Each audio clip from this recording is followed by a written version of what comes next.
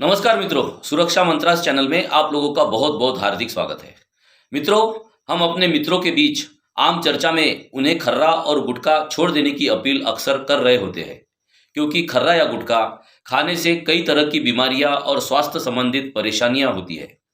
ऐसा नहीं कि लोगों को इस संदर्भ में जानकारी नहीं है, लेकिन एक बार इस तरह की आदत लग जाने के बाद इस तरह की गंदी और गैर जरूरी कार्यों और आदतों को रोकना और स्वयं पर नियंत्रण करना मुश्किल हो जाता है। लेकिन अपने मन मस्तिष्क पर नियंत्रण और प्रबल इच्छा शक्ति द्वारा ऐसी गैर जरूरी आदतों से छुटकारा पाया जा सकता है।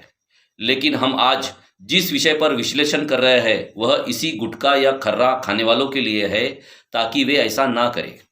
मित्रों, क्या गुटखा में डाले जाने वाली सुपारी से हम सब वाकिफ है? मित्रों, पाम फल को सुपारी कारोबारी पाम सुपारी के नाम से बेचते हैं। इसका उपयोग खर्रा और गुटखा बनाने के लिए होता है। हाल ही में प्रकाशित दैनिक भास्कर के रिपोर्ट के अनुसार खर्रा में पाम सुपारी डाली जाती है। यह सुपारी सेहत के लिए बेहद ही घातक होती है। इससे कैंसर की बीमारी होती है।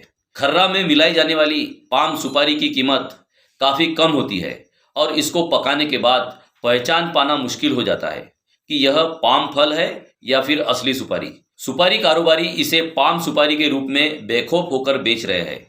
लंबे समय से पाम सुपारी को लेकर न तो एफडीए यानी फूड एंड ड्रग एडमिनिस्ट्रेशन की कोई कार्रवाई हुई है और न ही डीआरआई यानी डायरेक्टोरेट ऑफ रेवेन्यू इंटेलिजेंस की टीम ने कभी कोई कार्रवाई की है। सल्फर सेहत के लिए कितना घातक है इसका अनुमान इसी बात से लगाया जा सकता है कि सल्फर की भट्टियों में पाम सुपारी को पकाने के लिए बोरियों के अंदर भरकर रखा जाता है। इसके बाद उस कमरे को पूरी तरह बंद कर दिया जाता है। बोरियों में भरी गई पाम सुपारी पर सल्फर का छिड़काव करके सभी बोरियों को कमरे के अंदर रखकर आग लगा दी जाती है। इसके पश्चात उस कमरे को बाहर से बंद कर दिया जाता है। उसके पश्चात बोरियों की पाम सुपारी को कलर देकर उसे लाल रंग की सुपारी में बदल दिया जाता है। इसके बाद इस पाम सुपारी को कटाई करके खर्रा बनाने वालों को बेचा जाता है और नागरिकों के सेहत के साथ खिलवाड़ किया जा रहा है। गौरतलब है कि देश के मध्य भाग में स्थित व्यापारिक केंद्र को सुपारी के कारोबार का सबसे बड़ा हब माना जाता है। सुपारी के कारोबार में 350 से अधिक कारोबारी शामिल है।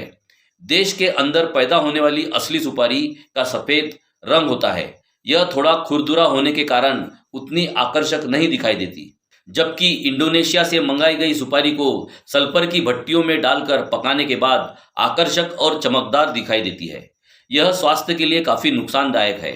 देश के मध्य भाग में स्थित व्यापारिक क्षेत्र में दर्जन भर भट्टियां धड़ल्ले से संचालित हो रही है। इनका यह धड़ल्ले से कारोबार हो रहा है। जानकारों का कहना है कि इंडोनेशिया में पाम नामक वृक्ष से जो फल लगता है वह हूबहू सुपारी की तरह होता है। पाम के पेड़ से गिरने वाले फल का उपयोग नहीं किया जाता, जबकि उसे फेंक दिया जाता है। इसके लिए इंडोनेशिया में यार्ड बनाए गए हैं जहां पर पाम के फल को लाकर फेंका जाता है। कारोबारी पाम सुपारी को बेचने का काम धड़ल्ले से कर रहे हैं। इसे इंडोनेशिया से कोलकाता और बांग्लादेश व नेपाल के रास्ते इन व्यापारिक केंद्रों में भेजा जाता है। तो मित्रों, हम इस वीडियो के माध्यम से आप सभी से आह्वान करते हैं कि गुटखा खर्रा का सेवन ना करें और ना ही अपने मित्र परिवार को इसकी पेशकश भी ना करें और इसकी आदत भी ना लगाएं, क्योंकि यह एक तरह का धीमा जहर है जिसके परिणाम स्वरूप हमने प्रायतः कई परिवारों को उद्ध्वस्त होते हुए देखा है और देख भी रहे हैं। तो मित्रों, स्वस्थ रहे, मस्त रहे, सतर्क रहे, सुरक्षित रहे। बहुत बहुत धन्यवाद।